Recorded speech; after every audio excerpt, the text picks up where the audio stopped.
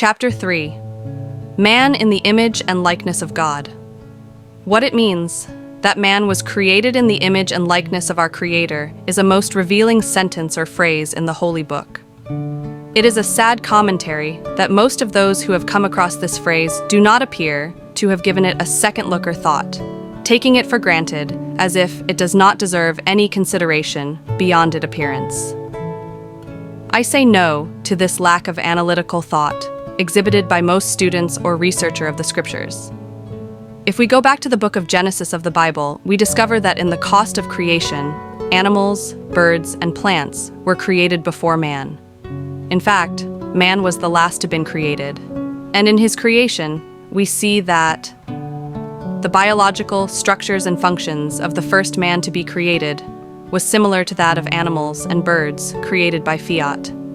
Despite this biological similarities, when it came to the time for the creation of man, a longer process was involved, sure as molding his structure with the dust of the ground, after which God breathed into his nostrils the breath of life, and man became a living soul, as in King James Version of the Bible.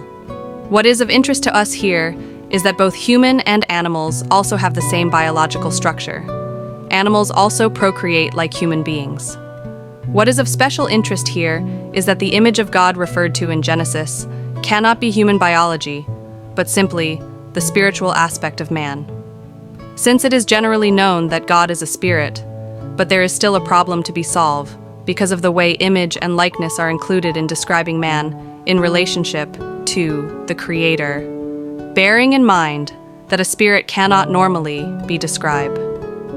We must therefore look beyond the spirit to see the likeness that is implied in the scriptures.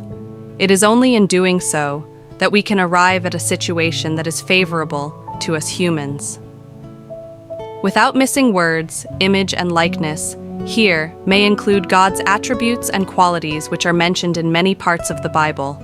Psalm 92, Jeremiah 32:17, Psalm 147:5, Psalm 139, 7-10, 1 Peter 1:16, 1 John 4:8, I Corinthians 1:9, Deuteronomy 32:4, Psalm 103:8, Malachi 3:6, and Psalm 115:3.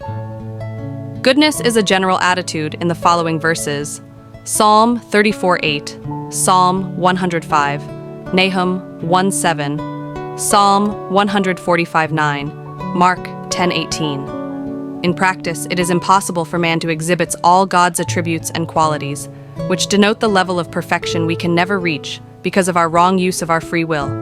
And for this reason, we are deprived from reaching the utmost in performing many of the tasks in our daily activities. That is also why our lives are short and painful. Of course, there is no single person who will choose a long and painful life, as seen in people who commit suicide.